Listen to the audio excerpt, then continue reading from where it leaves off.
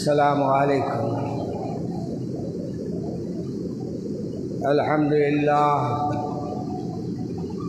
للہ نحمده ونستعینه ونستغفره ونؤمن به ونتوکل علیہ ونعوذ باللہ من شرور انفسنا ومن سیئات اعمالنا من يهد اللہ فلا مضل له ومن يضلل فلا هادي له ونشهد أن لا إله إلا الله وحده لا شريك له ونشهد أن محمدا عبده ورسوله أما بعد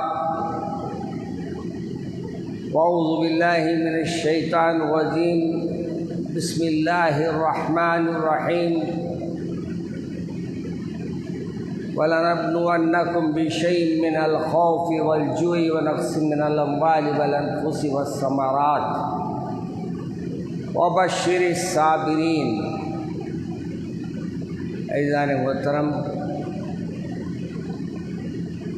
یہ آیت کا جب بھی پڑھتا ہوں میں،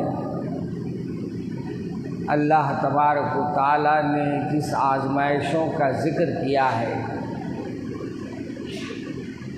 اور جن باتوں کا ذکر کیا ہے، اور اس کے بعد اللہ تبارک و تعالیٰ فرماتا ہے اذا اصابتهم مصیبہ قالوا انا للہ وانا الیہ راجعون۔ آج سب سے بڑی مصیبت یہ ہے کہ ہم مصیبتوں پہ صبر کرنا بھول گئے ہیں، اور جہاں ہم کو اللہ کو یاد کرنا ہے وہ بھی بھول گئے،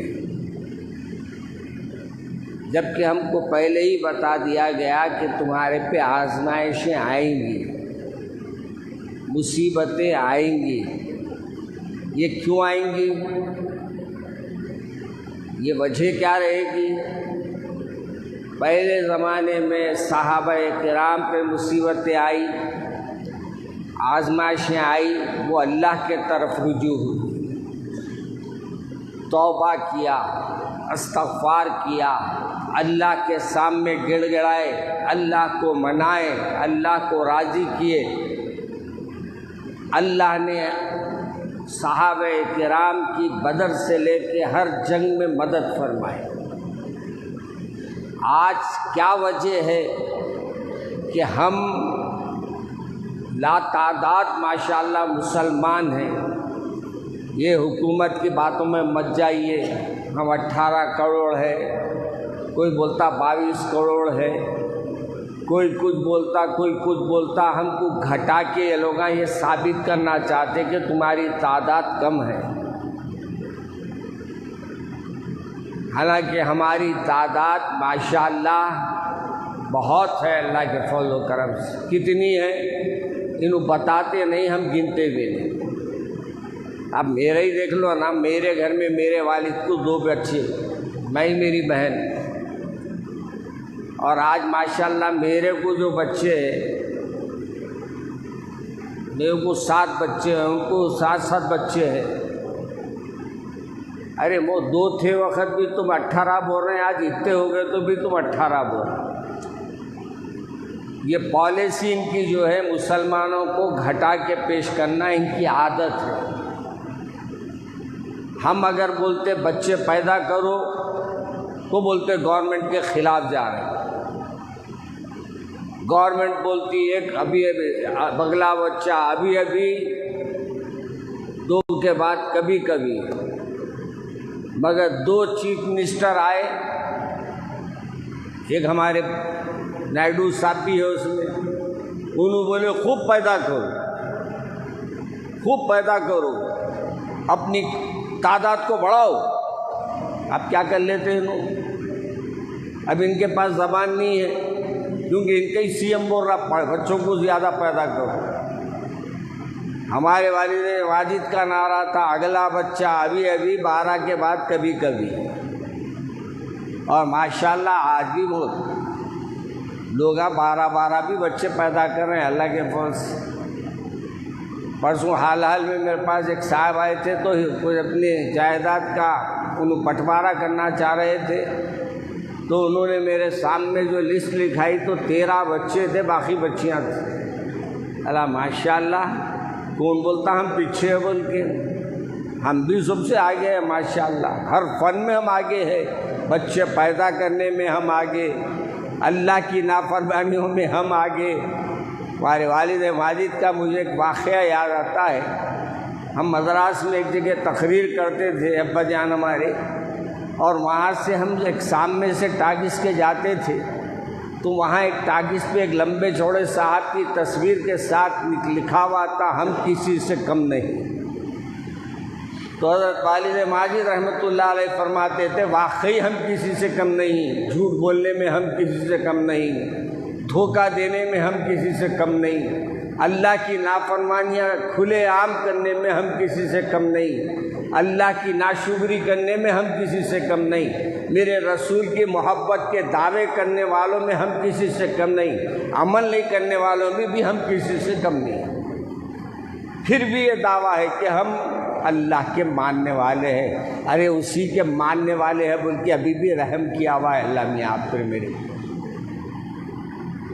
تھوڑا بہت جو ایمان بچانا یہ اسی کا صدقہ ہے، آپ اور ہم جو شان سے جی رہی، ہمارا کلمہ جو ہے ہماری عزت ہے، ہمارا ایمان لا الہ الا اللہ محمد الرسول اللہ جو ہم کہتے ہیں، یہی ہمارے کو آج ہمارا محافظ بنا ہوا ہے۔ آج ہمارے بچوں کو ہمارے صاحبزادے نے بھی جیسا فرمایا کہ ہماری اولادوں کو ہم قرآن سے واقف کرائے، ترجموں سے واقف کرائے۔ آج ہم کو افسوس یہ ہوتا ہے کہ عربی تقریر کرنے تو سمجھ نہیں سکتے، مگر عربی تقریر کے بڑے خواہش مند، مولانا عربی تقریر ہونا، کیا سمجھے بابا عربی تقریر میں؟ امام صاحب جو قرآن پاک کی آیتیں پڑھتے وہ بھی نہیں سمجھتے ہم لوگ۔ آج ہم اتنی تو ذہن میں بات رکھ لیں کہ خطبے میں کیا بیان کیا جا رہا ہے وہ سمجھ میں آ جائے، اتنا تو عربی سیکھ لے۔ تو میں عرض کر رہا تھا میرے عزیز دوستو، آج سب سے بڑی ضرورت ہم کو اپنے ایمان کی حفاظت کی۔ یاد رکھیے، آپ بولیں گے کہ ایمان کی حفاظت کیسے کرنا؟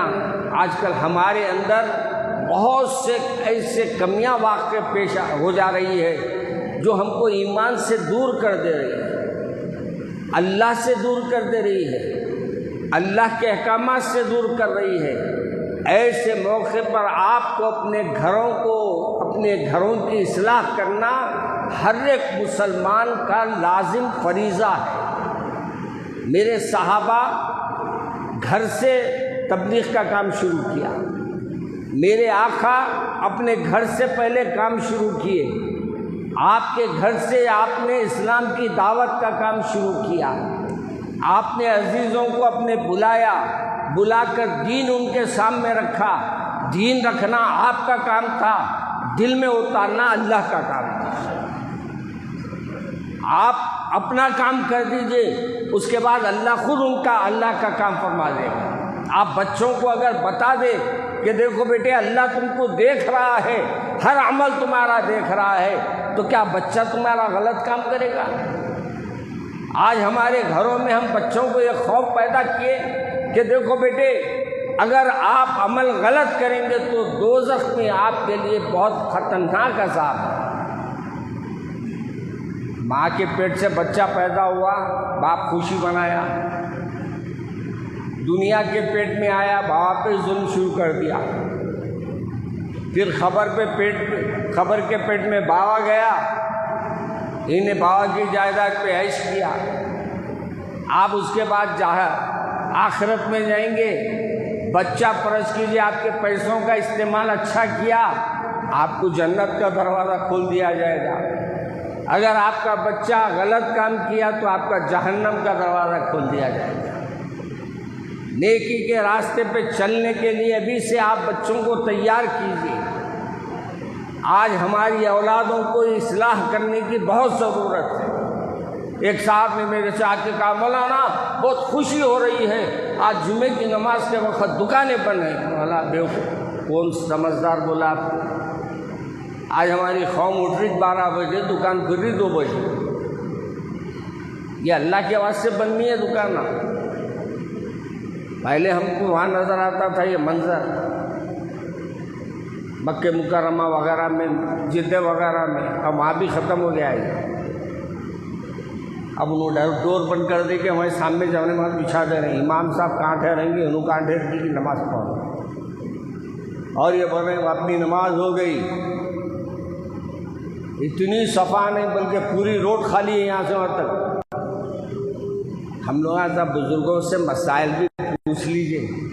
ہمارے بچپنے میں اچھا یاد ہے مجھے، اتنی بات، چھوٹی چھوٹی بات علماء سے، امام صاحب سے پوچھتے تھے، حضرت میں نماز میں یہ غلطی کر دیا، میری نماز ہوئی یا نہیں ہوئی؟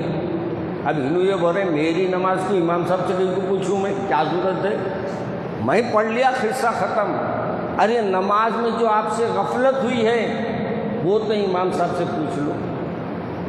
نماز میں آپ نے جو کوتاہی کی ہے، 1 رکعت بعد میں آ رہی، امام صاحب کے ساتھ سلام پھیر دے کے اٹھ کے چلے آ رہے ہیں۔ میں نے ہاتھ پکڑ کے رکا کے کہا کہ حضرت ایک نماز رکعت پڑھنا چاہیے تھا آپ کو، کیونکہ انہوں گفتگو کر لیے تھے، اس لیے میں نے کہا نماز دہرانا پڑے گا آپ کو۔ کہا کہ مولانا آپ لوگوں کے بات ہم کو سمجھ میں نہیں آتے، آپ سمجھ لو، بول کے نکل گیا ہوگا پٹھا۔ اگر بات نہیں کیے ہیں آپ تو آپ وہیں ٹھہرے ہوئے ہیں اور بات نہیں کیے، آپ کو کوئی اشارہ دیا آپ نماز مکمل کر لے سکتے، اور اگر آپ بات کر لیے ہیں تو پھر آپ کو 4 رکعت پورے کے پورے عصر کے پڑھنا ہے۔ یہ مسئلوں کو واقف ہونا بھی ضروری ہے، ورنہ نمازیں ہماری ہو رہی سو ادھوری، وضو کرتے تو آدھے حصے کھلے ہوئے رہتے، چھکے ہوئے رہتے۔ یاد رکھیے چھوٹے چھوٹے مسئلے ہیں، ذرا یہ معلومات کریے۔ وضو نماز کی کنجی ہے، الدعاء مخ العبادہ، دعا عبادت کا مرض ہے۔ کیا ہے اور ایک نماز کے بارے میں ہے نا، الصلاۃ عماد الدین، نماز دین کا ستون ہے۔ آج ہمارے بچوں کو معلوم ہی نہیں ہے ستون بولے تو کیا ہوتا مولانا، آپ کو معلوم ستون؟ ارے ستون بولو پلر بابا، بیم آج کے زمانے میں۔ نماز بنیادی چیز ہے، وہ چھوڑ کے آپ چھت ڈال نہیں سکتے۔ جیسا بیم کے بغیر چھت نہیں پڑ سکتا، ویسے ایمان باقی رکھنا ہے تو پہلے نماز کو قائم کرو۔ اس لیے امام صاحب صبح میں ہمارے مؤذن صاحب کہتے، کیا فرماتے ہیں مؤذن صاحب؟ الصلاۃ خیر من النوم۔ کیوں؟ آپ کو بتاتے دیکھو اٹھو اٹھو، نماز تمہاری نیند سے اچھی ہے۔ نماز سے غفلت ہو جائے گی تو دن تمام غفلتوں میں تمہارا وقت گزر جائے گا، دین سے غفلت ہو جائے گی۔ میرے عزیز دوستو، آج آپ کو اور مجھے یہ طے کرنا ہے کہ اپنے گھروں میں دین کو قائم کریں گے انشاءاللہ۔ بولو انشاءاللہ سے کیا مراد ہے؟ اللہ سے امید رکھی جا رہی ہے کہ انشاءاللہ اللہ چاہا تو ہم یہ ضرور عمل کریں گے۔ جب آپ انشاءاللہ بولتے ہیں تو اللہ کی مدد بھی آپ کے ساتھ ہو جاتی ہے۔ ہم لوگ انشاءاللہ ماشاءاللہ سب بھول گئے، thank you, good bye, bye bye, ہائے ہائے، ہماری زندگی میں گڈ بائی ہو گیا، اصل مقصد کو ہم چھوڑ دیے۔ مقصد زندگی ہمارا کیا ہے؟ ہر معاملے میں اللہ کا ذکر ہو۔ سبحان اللہ، میں کوئی چیز اچھی ہے، ماشاءاللہ آپ اچھا کام کر رہے ہیں، بہت خوب، بہت اچھی کام، ماشاءاللہ، سبحان اللہ، یہ ہمارے الفاظ ہونا چاہیے۔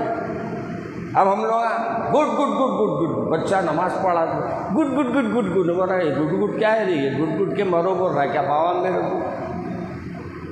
نماز پڑھے، اچھا ماشاءاللہ بیٹے، اللہ آپ کو اس کی جزا دے گا بیٹے، آپ 2 رکعت پڑھے ہیں نا، اس کے بدلے 200 رکعت کا اللہ آپ کو ثواب دے گا۔ ارے اللہ کی ذات سے مایوس کیوں ہوتے؟ تم اچھی نیت سے 2 رکعت پڑھو، 2000 کا بھی ثواب دے گا۔ دینے والا سخی ہے، بخیل نہیں ہے۔ سخی اتنا سخی ہے کہ آپ بے مانگے بھی آپ کے پیٹ کو بھر رہا اللہ نے۔ کتنے لوگ ہیں بولا آج صبح سے اللہ کا شکر ادا کیا، کھانا کھا کے الحمدللہ، کتنے لوگ بولے یہ بولیا سینے دل پہ ہاتھ رکھ لیجیے، ہاتھ اٹھاؤ نہیں بولتا میں، دل پہ ہاتھ رکھ کے بولے الحمدللہ کتنے بار بولے؟ کوئی نہیں بولا ہوں، کھائے مرچی کم تھی، ٹیسٹ نہیں آیا کھانے میں، وہ مزہ نہیں تھا کھانے میں، جلدی جانا تھا آفس میں، مزے کے بغیر کھا لیا میں، یہی الفاظ پہ ختم ہو جائے گا۔ اگر آپ وہ کھانے پہ سبحان اللہ بول کے اٹھتے، اللہ رات کے کھانوں تک برکت عطا فرما دے۔ اپنے رب کو یاد کرو میاں۔ اور آخری بات، اصل موضوع پہ میں جو تقریر شروع کرا تھا، وہ موضوع سب سے اہم یہی ہے کہ دور حاضر میں آپ کو حکومت سے ملنے والی جو آپ کی ضرورتوں کی تکمیل کے لیے اور آپ کے اور میرے لیے جو گھر گھر سروے ہو رہا ہے، اس میں آپ لوگ آگے بڑھ کے اپنے گھر والوں کا نام ضرور لکھائیے، اپنی فیملی ممبرز کے تفصیلات ضرور لکھائیے، اس میں کوتاہی مت کیجیے۔ آج کل ہماری کوتاہیوں کی وجہ سے ہمارے کئی جو چیزیں ہمارے کو ملنا چاہیے ہم اس سے دور ہیں۔ اور دوسری بات یاد رکھیے، وہ جو کالمہ بنے ہوئے ہیں ماشاءاللہ، میں سب آئے میرے پاس، وہ 8 صفحے کا کالم ہے، اس میں کوڈ ورڈ لکھنا کہتے ہیں 1 2 5۔ اب کوڈ ورڈ میں لکھنا میں مسلمان ہوں تو فون نمبر، میں چھوٹی ذاتہ بھی ہے نا، ہمارے اسلام میں ذاتہ نہیں تھی، یہ کمبخت ذاتہ بھی بنا دیا۔ ہمارے کو بانٹنے کے پورے کام کر رہی ہیں لوگ، مگر ہم بٹیں گے نہیں، یاد رکھو۔ ارے ہم اس رسول کے امتی ہیں میاں، ہم بانٹنے نہیں آئے، ملانے آئے۔ ہم وہ رسول کے ماننے والے ہیں جو غیروں کے دلوں میں بھی محبت پیدا کرتی ہے۔ انشاءاللہ ہم بھی ایک دن غیروں کے دلوں میں محبت پیدا کریں گے۔ تو آپ جو گھر گھر سروے ہو رہا ہے اس میں دلچسپی لیجئے، اپنے پڑھے لکھے نوجوان اپنے اطراف میں اپنے ساتھ لے کے ان کو گھومیے، ہر گھر کا سروے کرائیے، ہر بات کی تفصیل لکھائیے، تاکہ ہمارا ریکارڈ گورنمنٹ کے پاس رہے۔ اور جو آپ ہے وہ ضرور لکھائیے، اگر سید ہے تو سید لکھائیے، شیخ ہے تو شیخ لکھائیے، محمد ہے تو محمد شیخ ہی کی کہلاتے ہیں۔ اگر یہ سب لکھائیں گے تو آپ کے ریکارڈ میں معلوم ہوگا کہ آپ کی تعداد کیا ہے۔ مگر اس کے باوجود میں یہ کہہ رہا ہوں کہ پھر بھی ڈنڈی ماریں گے، اس میں پھر بھی ڈنڈی ماریں گے، ان کی ڈنڈی مارنے کی عادت جاتی نہیں۔ یہ چوروں کے درباروں کے سب سجادے بنو لا قوت الا باللہ، یہ پہرے دار ہے۔ تو آپ سے یہ امید ہے کہ میری دل کی بات آپ تک پہنچ گئی ہوگی۔ اللہ مجھے اور آپ کو عمل کرنے کی توفیق عطا فرمائے۔ ابھی میں آ رہا تھا، ہمارے معین بھائی سے ملاقات ہوئی تھی۔ معین بھائی کے ہمارے سندھی صاحب کے کینسر کی وجہ سے پورے جسم میں پھیل گیا ہے، دعا فرمائیے کہ اللہ ان کو شفائے کاملہ دے اور ان کے لیے اللہ بہتر فیصلے فرمائے، خیر کے فیصلے فرمائیں، اور ہر بیمار کو اللہ شفا دے اور ہر پریشان حال کی پریشانیوں کو اللہ دور فرمائے۔ اور ہمارے خسرو پاشا کا جو گلبرگے کے سجادے ہیں وہ بھی اس دنیا سے رخصت ہو گئے ہیں، دعا کرتے ہیں۔ بڑے نیک، بڑے خاموش مزاج، پرسنل لا بورڈ کے ممبر بھی تھے، کئی بار ملاقاتوں کا موقع بھی ملا ہے۔ اللہ ان کی خبر کو نور سے منور فرما اور انہیں جنت الفردوس عطا فرما۔ اور نشاط فاطمہ دواخانے میں ہے، جو دواخانوں میں اللہ ان کو شفا کے ساتھ گھروں کو واپس فرما دے۔